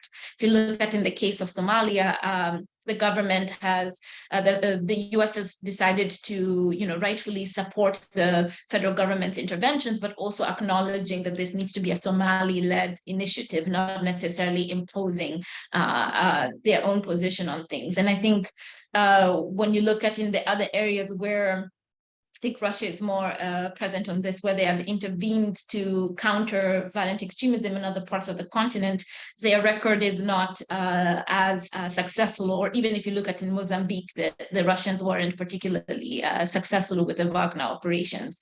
So it's sort of understanding the nature of the conflict and understanding how to respond to it is really important, which can then calibrate how USCT support looks like, as you see in Somalia. Thank you, Daisy. Thank you very much. Audience, please keep in mind, now's the time to send in your questions. Rather than having a formal Q&A session after the panels, we're including the questions into the interventions themselves. As we turn towards the end of this broader webinar, it's important to look towards the future. And one topic that may be overlooked is that of child soldiers, since for certain insurgencies, they very much are the future, and in some cases, they even are the present because they're fighting. So I'm gonna turn over the floor to Lily, who's gonna discuss Boko Haram child soldiers, and then we're gonna turn to Balama, who's gonna provide some final remarks in addition to answering several questions. So Lily, the floor is yours. Thanks, Jacob. So I'm going to be speaking briefly about some more formal research, a recent article that I co-authored actually with Jacob, as well as Zacharias and Mary Jane Fox, which looks at Boko Haram's child soldier use. And we primarily looked at it was visual ethnographic review, and we looked at kind of all depictions of children within Boko Haram, both factions of ISWAP and JAST, from 2009 to 2021, which included over 30 videos and photo sets. And within that, we looked at children who were under the age of 15. And we were able to code their depictions into four main thematic categories, and into a combination of sometimes staged and sometimes non-staged content. The four categories that emerged were around Chibok, the Chibok girls, which were, of course, videos of the captured Chibok girls, combat and training, which included male child soldiers in active battle and military drills, media mujahids, which were boys in media-related roles, and then Eid depictions, which were festivities and holidays, religious gatherings, kind of communal prayers and communal meals. So just go through briefly on kind of key findings related to the depictions in those four categories. So again, the first, looking at Chibok, we initially looked at kind of how gender within child soldiering for Boko Haram, and found that the only times that you see images or depictions of female child soldiers are really with Chibok. However, the Chibok girls were, all of the content was staged media, such as this photo here. And more of the timing of it was around the negotiations for Chibok girl release. And so we see that it's not likely, we have nothing to suggest that their girls are actually being used in conflict or combat, and staged in or brought into depictions of other child soldiers, so that it appears that Boko Haram kind of keeps depictions of child soldiers to only male child soldiers, which would be in line with also how they depict male soldiers overall, and don't have older women also in their depictions. We looked at in training and combat. This is one of the most common roles.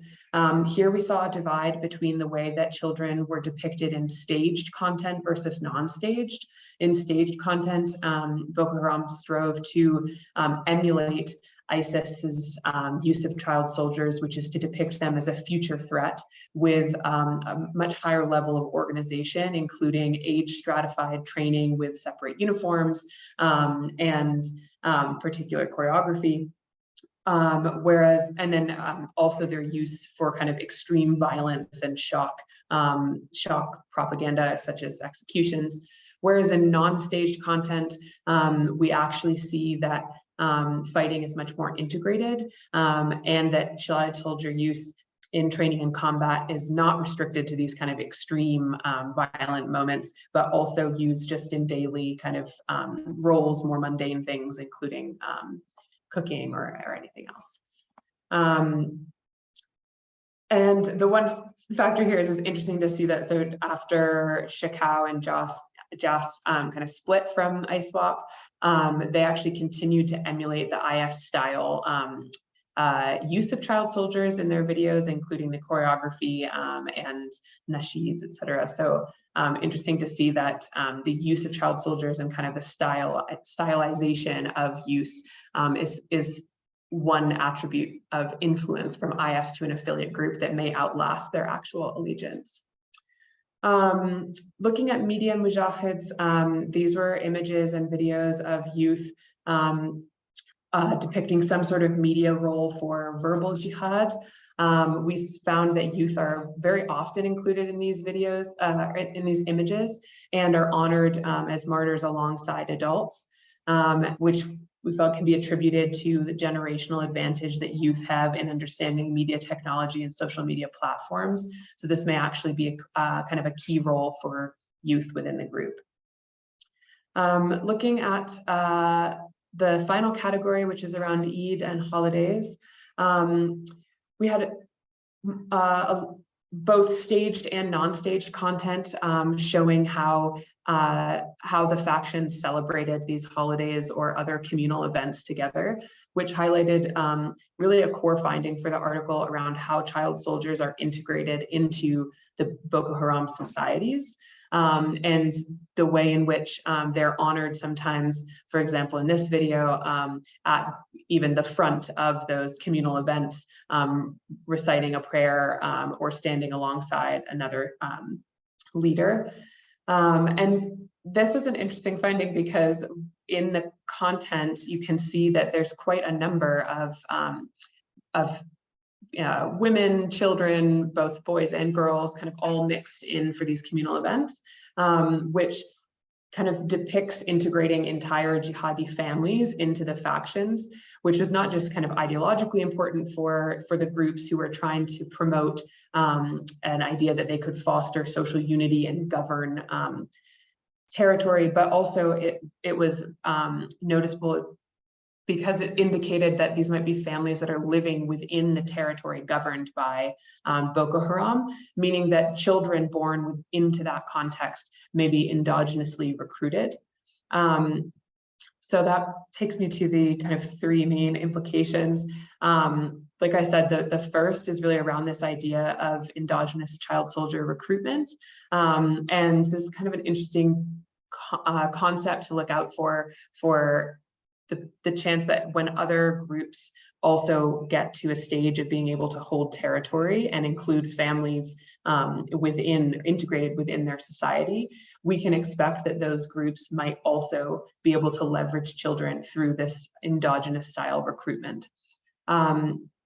The second is that if that does happen in other cases, and and with Boko Haram, there's an implication for kind of how we think about countering and connecting somewhat on points 2 and 3 to Boulama's presentation. This has a big implication for how we think about defections and de-radicalization. So normally you might do like community level activities external to the group, but if there's endogenous recruitment, then engaging with those communities won't stem the internal recruitment.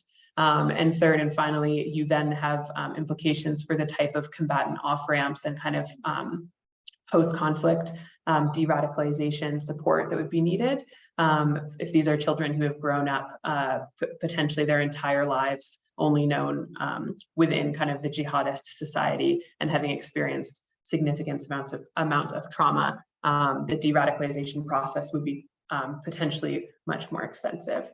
So I'll stop there. Thanks. Thank you, Lily, for highlighting a key issue of concern that's often overlooked, but that is definitely relevant for the future of Nigeria's counterinsurgency and the continent more broadly, because other theaters are facing similar issues. So now we're going to turn over the floor to Boulama, who will provide not only his second and final intervention, but what will become essentially concluding remarks for this webinar. And I would just want to preface it by noting that we've seen major changes in the jihadist ideological landscape over the last 5 years, from the fall of ISIS in Syria to the conquest of Kabul by the Taliban. And now we're seeing a lot of sympathy for an Islamist militant group, Hamas, at least in a global perspective, and its conflict with Israel. Will this have an effect on the ideologies of African militant groups? And also looking towards the future, and based on some of these questions, Boulama, can you also provide some of the best case scenarios? Although the situation looks bleak now, what are some of the best case scenarios that you can see for Nigeria and the Sahel? Because we've had some questions on that. And then just another question that maybe you can address is, to what extent have these insurgencies sort of become just insurgency as a way of life, as a way of economic organization, which to me speaks of the issue of them becoming very metastasized and very hard to root out. So if you can provide some of these final remarks, it would be greatly appreciated. Yeah, sure. I am cognizant of the fact that we have run over time, but I will try to be brief so we can release everyone to go on with the rest of their days or evenings. The first thing I would say when it comes to violent extremism in Africa is that, I mean, from the presentations we have seen today, one will be overwhelmed. We have been talking about al-Shabaab in Somalia, Mozambique, the DRC, Sahel, the Lake Chad region, and elsewhere, of course, Mauritania and others. But one thing I want us to take away, which I hope would be reassuring, is the fact that these crises are spread across Africa, but let's remember that they occupy small areas of land in each of the territories we are mentioning. It is not it is not an unsolvable issue. It is a problem that we can conquer and solve if there is the political will and the determination to do that. It is not the whole of the Sahel or the Lake Chad region or Mozambique or the DRC. It is just small areas of those countries that are affected by this crisis. Now, when it comes to the groups, Jacob, to speak to the ideology, when it comes to the groups in Africa, you can broadly classify them into three. We have those who are affiliated to Al-Qaeda, those who are affiliated to ISIS, and the groups that are independent. And James and Daisy, even Lily has touched on some of these groups and their affiliations. I don't need to go back to start listing which is where and how. But one thing I would point out is that for those that are ISIS affiliate, which are the biggest on the continent, especially in the in Eastern Africa, that's in the case of the DRC and in the Lake Chad region, except that just is bouncing back to life recently. I mean, almost all the groups in Africa predate ISIS, and many of them either were formed before Al-Qaeda became a global thing, or even before Al-Qaeda was known in some of the places. And I am saying this so that we understand that these were groups that emanated from local context, and they have local agenda and local recruitment and mobilization strategy. That doesn't mean they haven't been inspired by groups elsewhere. And that's the point I will come to when we come to the conversation around the Palestinian situation. And even when they became allied to ISIS, they did not have a uniform modus operandi. They had the same overarching ideology, but not the same or even similar mode of operation. For example, ISIS in the Lake Chad region, ISWAP does not target civilians. They actively work to avoid civilian casualties. They even protect civilians against jazz. But ISIS in Mozambique, ISIS in the DRC targets civilians. And sometimes we see them not targeting them in order to try to win their support, or ISGS or the Islamic State in Sahara province. It actively targets civilians, even though it was supposed to be under ISWAP, which does not target civilians. So the ideology is the same. And if you looked at the ideology, you could say even ISIS and Al-Qaeda affiliates had the same the same overarching ultimate objective, which is the establishment of their own version of Islamic law after getting rid of Western influence or Western inspired democracies or systems of governments.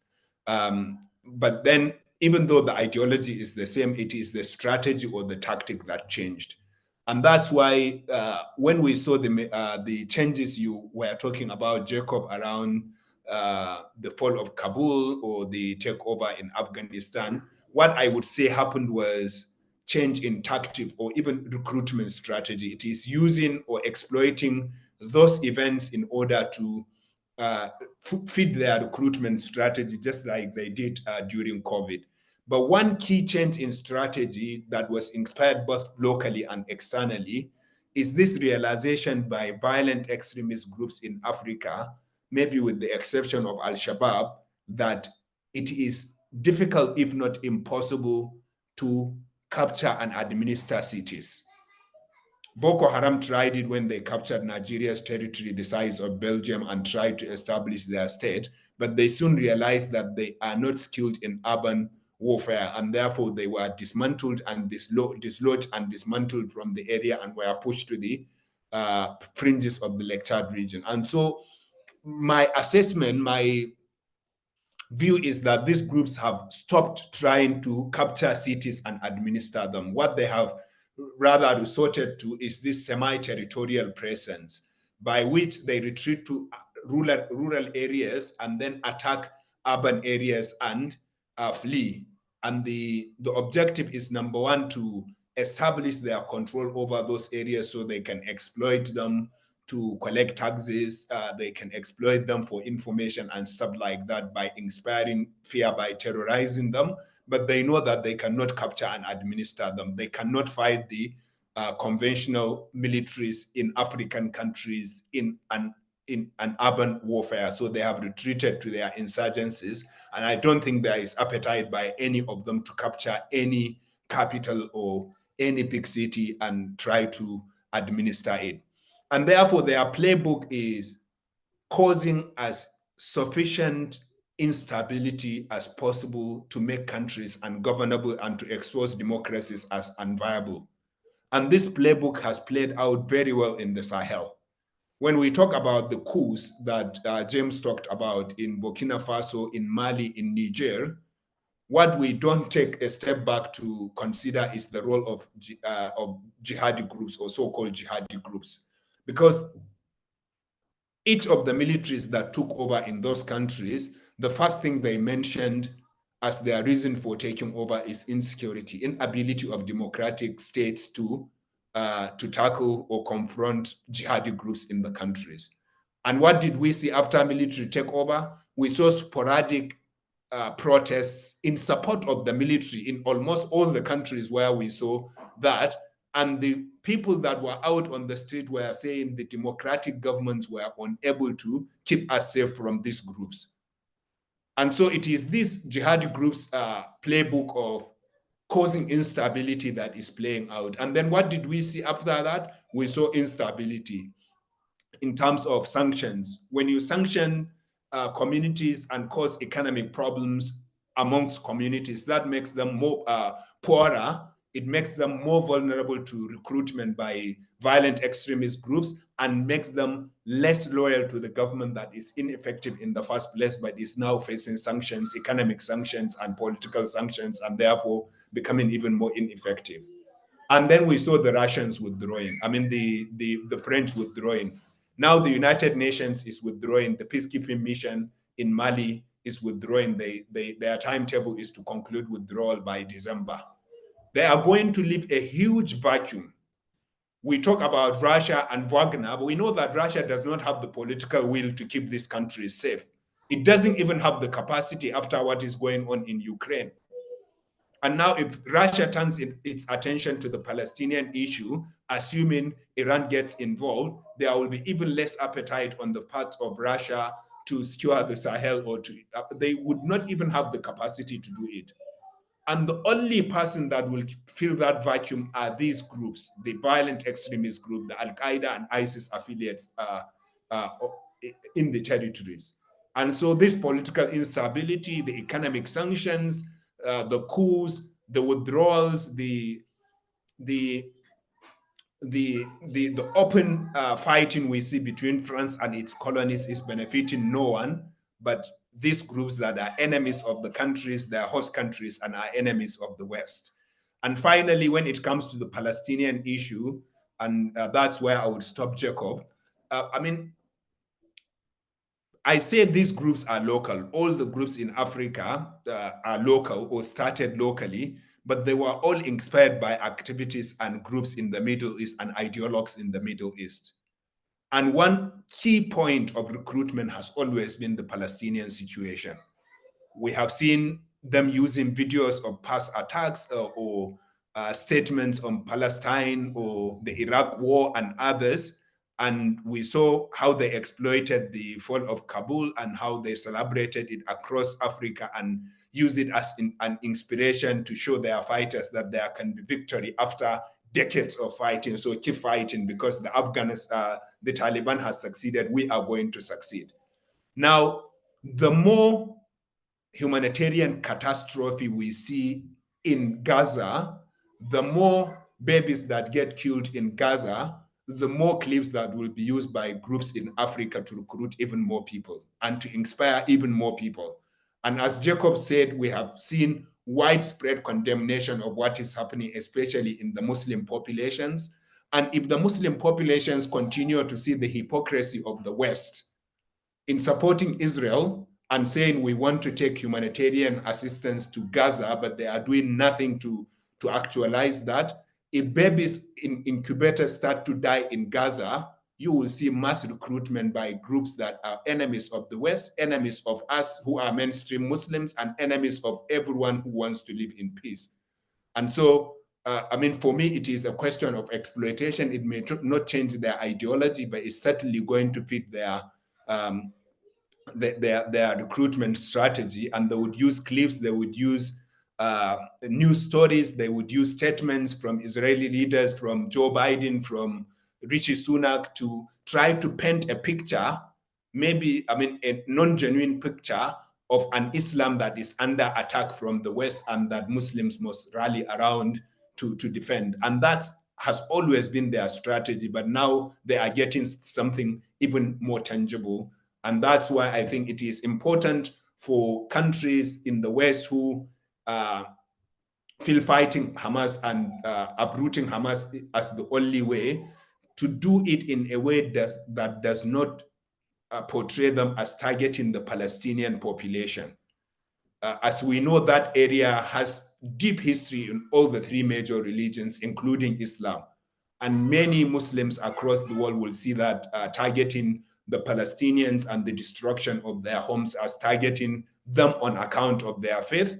And maybe majority of the mainstream Muslims will only condemn it openly or in their hearts, but jihadis would use it to recruit people, and they can get candidates, especially passionate, unemployed young people who are ignorant of Islam but are passionate about it.